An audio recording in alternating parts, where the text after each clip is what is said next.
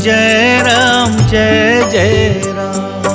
सिया राम जय राम जय जय राम। सिया राम जय राम जय जय राम। सिया राम जय राम जय जय राम। सिया राम जय राम जय जय राम। सिया राम जय राम जय जय राम। रघुनंदन जय जय सिया राम। रघुनंदन जय जय सिया राम। जय जय श्री सीताराम। प्रिय धर्म प्रेमियों, रविंद्र जैन ग्रुप द्वारा प्रस्तुत की जा रही सुनो श्री राम कहानी के पिछले एपिसोड में आप सबने सुना कि कैसे लंका में रावण की बंदिनी बनकर जनक नंदिनी श्री सीता जी अशोक वाटिका में बैठी हुई हैं और उनकी दयनीय अवस्था देखकर कैसे ब्रह्मा जी को आगामी योजनाओं में व्यवधान दिखता है और वे देवताओं के कार्य सिद्ध की चिंता के साथ ही जनक नंदिनी सीता जी की भी चिंता करते हैं और इंद्र को प्रेरित करके लंका में भेजते हैं। आपने यह भी सुना कि कैसे ब्रह्मा जी से प्रेरित होकर इंद्रदेव निद्रा देवी को साथ लेकर लंका में पहुंचते हैं और सीता जी को देवलोक से लेकर आई हुई दिव्य खीर प्रदान करते हैं। इंद्रदेव द्वारा शंका समाधान करने पर सीता जी वह खीर प्रभु श्री राम और लक्ष्मण जी को निवेदित करके स्वीकार करती हैं। जिस खीर को खा लेने से हजारों वर्षों तक सीता जी को भूख प्यास आदि नहीं लगेंगी।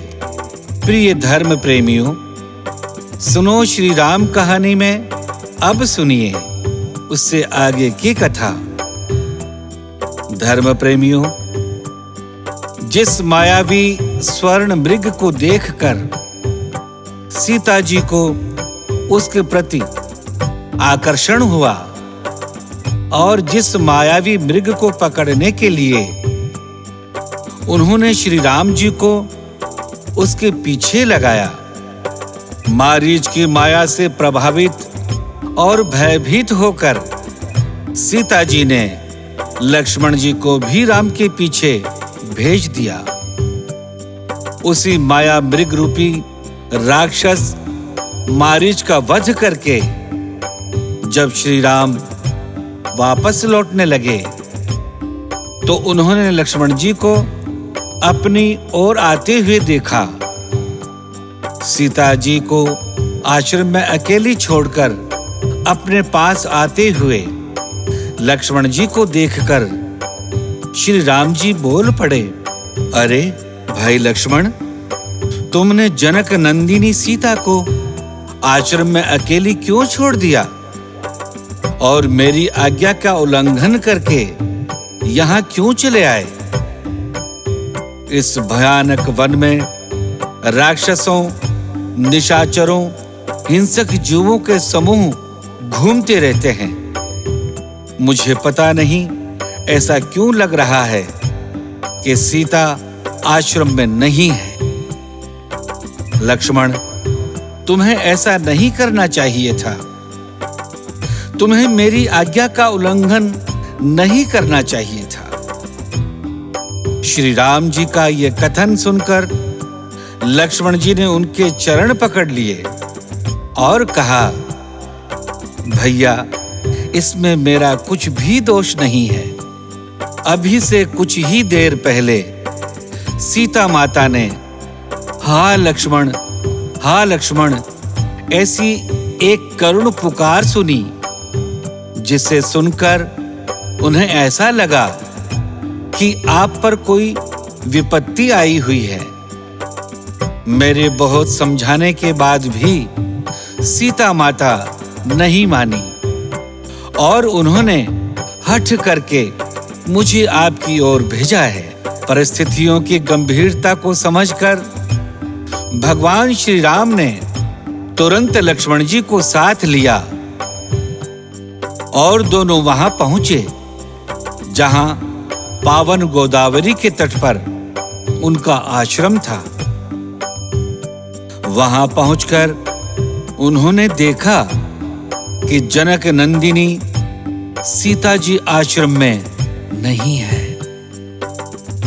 आश्रम को सीता जी से हीन देखकर श्री राम जी बहुत अधिक चिंतित हो गए और वे एक साधारण मनुष्य की भांति व्याकुल होकर रोने लगे।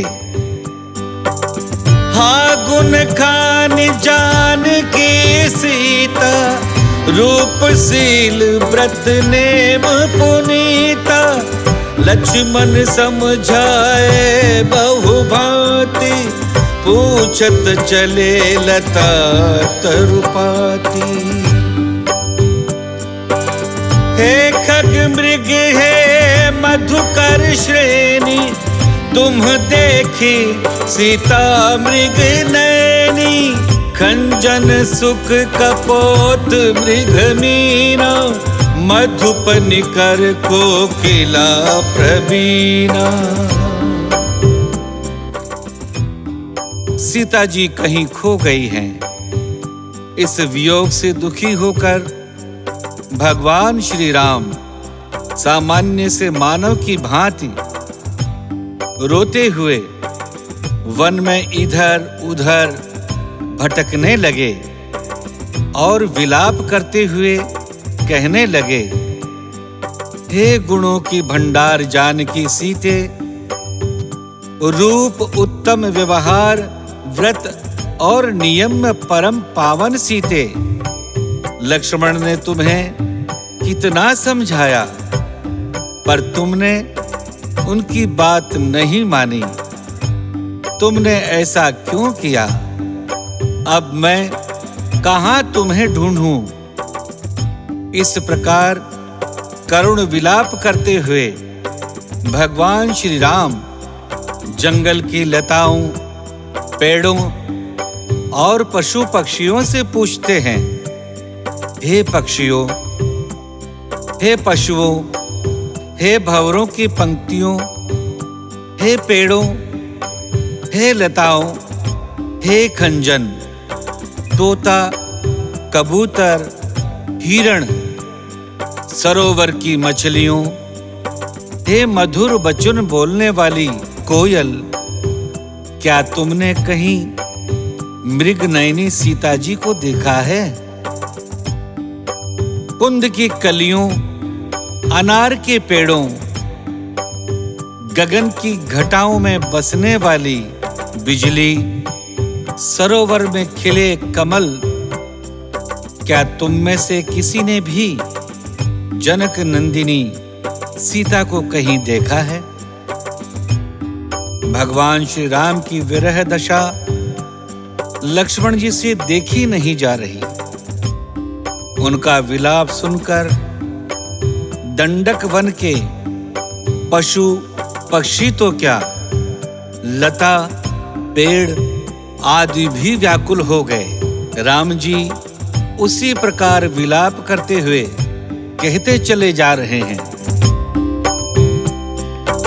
श्रीफल कनक कदली हर शाही, नेकुन संक सकुच मन माही, सुनु जानकी ताहि बिनु आजू, हर्षे सकल पाई जनु राजू, पूरन काम राम सुख राशि, मनुज चरित कर अज अविनाशी। आगे परागिधपति देखा, सुमिरत राम चरण जिन्ह रेखा, सुमिरत राम चरण जिन्ह रेखा।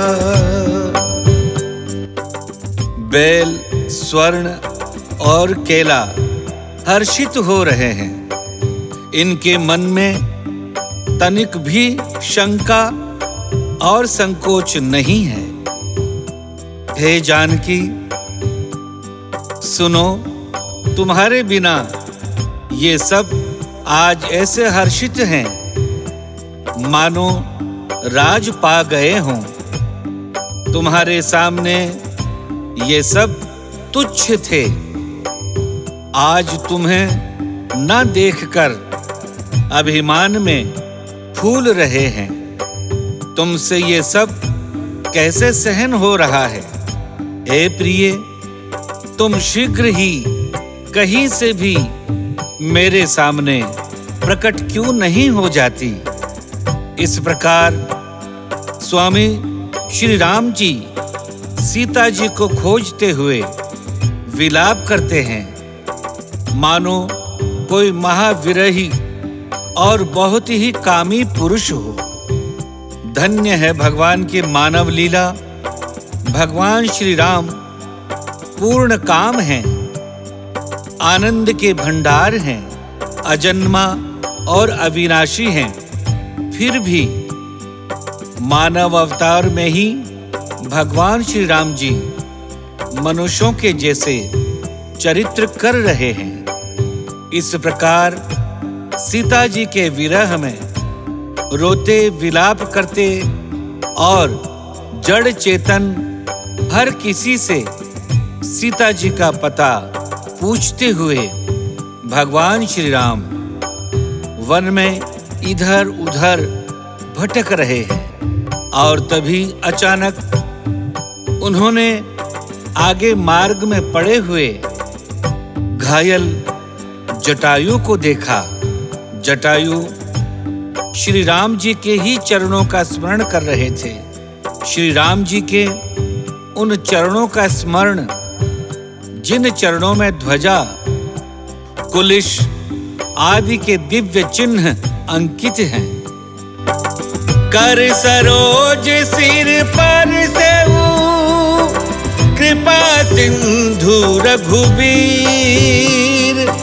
निरखि राम छवि धाम मुख, विगत भई सब पीर। विगत भई सब पीर। कृपा के सागर रघुवीर भगवान श्री राम ने गिद्धराज जटायु को इस अवस्था में देखा तो वे दौड़कर उनके पास पहुंचे और अपने कमल के समान कोमल हाथों को जटायु के मस्तक पर रख दिया।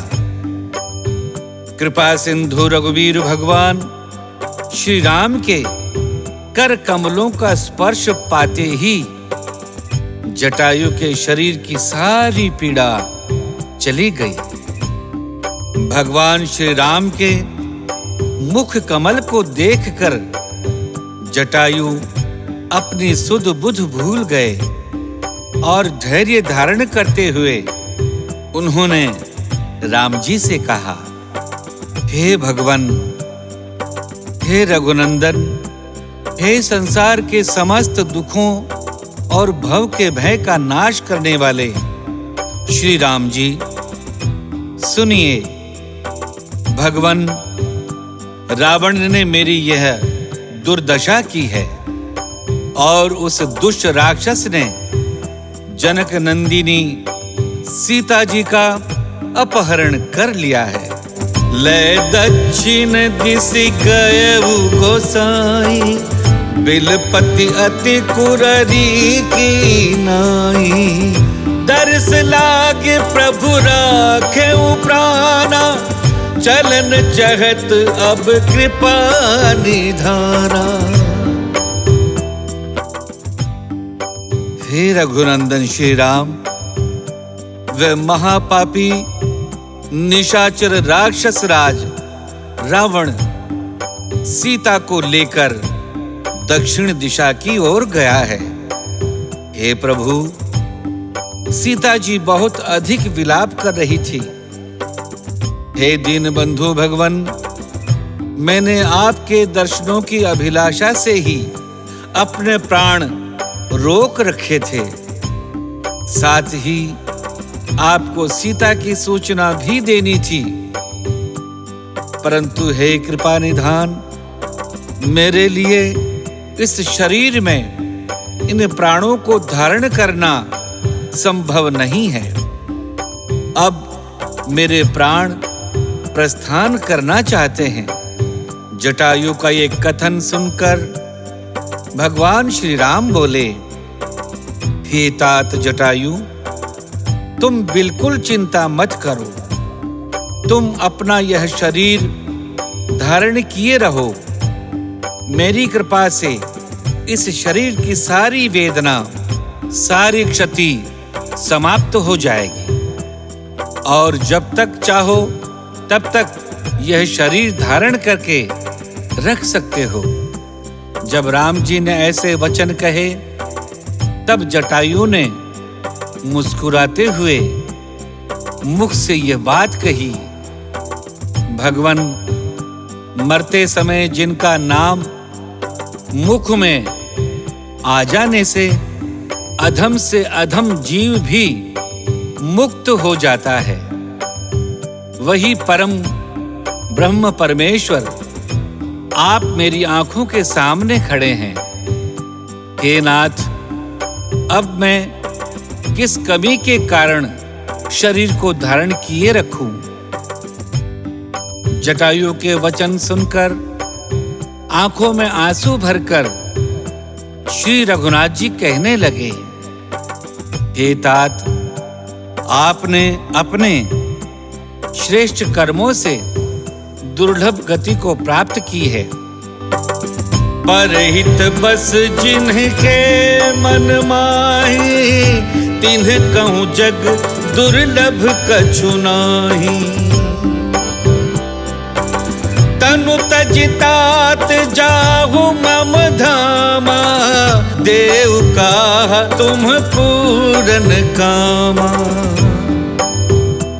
जिनके मन में दूसरों का हित रहता है, जो परोपकार के लिए सदा तत्पर रहते हैं, उनके लिए संसार में कुछ भी दुर्लभ नहीं है।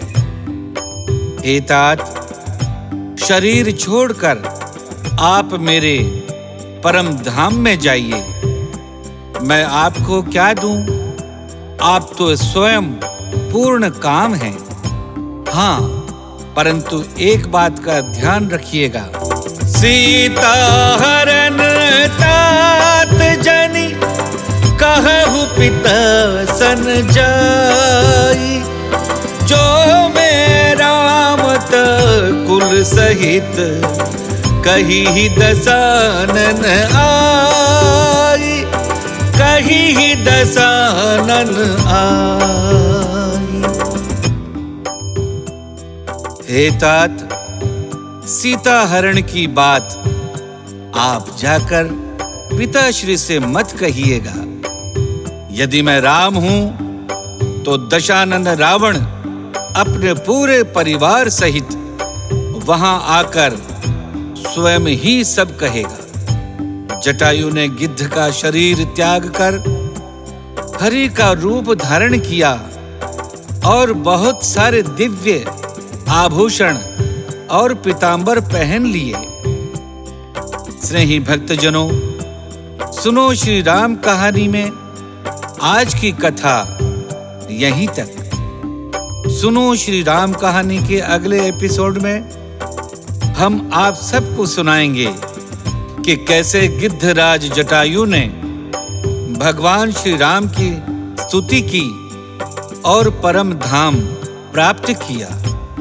साथ ही ये भी गिद्धराज को सद्गति देकर भगवान श्री राम कैसे आगे बढ़े और उन्होंने किस प्रकार वन में कबंध का उद्धार किया। सीता खोज की लीला में आगे प्रभु ने क्या-क्या किया। भगवान श्री राम की इन प्रेरणादायक, शिक्षादायक और सन्मतिदायक लीलाओं को सुनते रहने के लिए हमारे चैनल को सब्सक्राइब कर लें और हमारे साथ बने रहें, जुड़े रहें। बहुत बहुत धन्यवाद। जय जय श्री सीताराम। सिया राम जय राम जय जय राम। सिया राम जय राम जय जय राम। सिया राम जय राम जय जय राम। सिया राम जय राम जय जय राम। रघुनंदन जय जय सिया राम। रघुनंदन जय जय सिया राम। रघुपति राघव राजा राम। रघुपति राघव राजा राम। पतित पावन सीताराम।